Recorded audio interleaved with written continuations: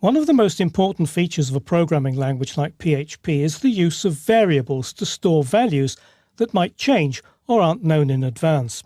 If you've done any work with JavaScript, much of this will be familiar to you, but there are some important differences. Even if you don't know any other programming language, you use variables all the time without even realizing it.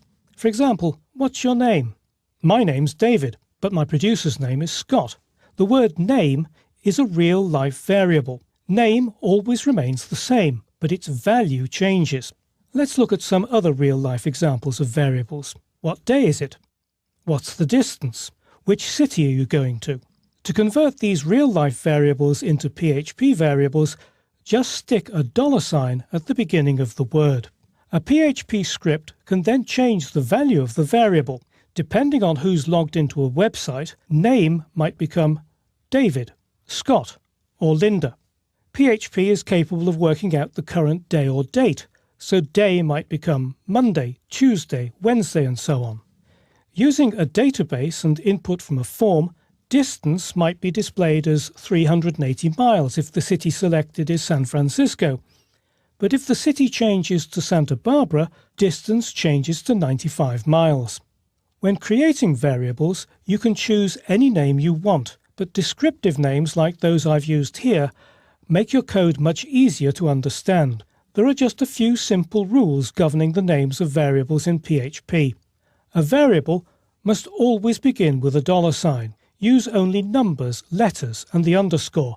In other words, no spaces are allowed. So if you want a variable to be made up of multiple words, use a capital letter for the second and any subsequent words. This is often called camel case. Alternatively, use an underscore to join the words. The underscore is the only punctuation allowed. You can't use a hyphen instead. Neither can you use a number as the first character after the $sign. It's also important to realize that variables are case sensitive.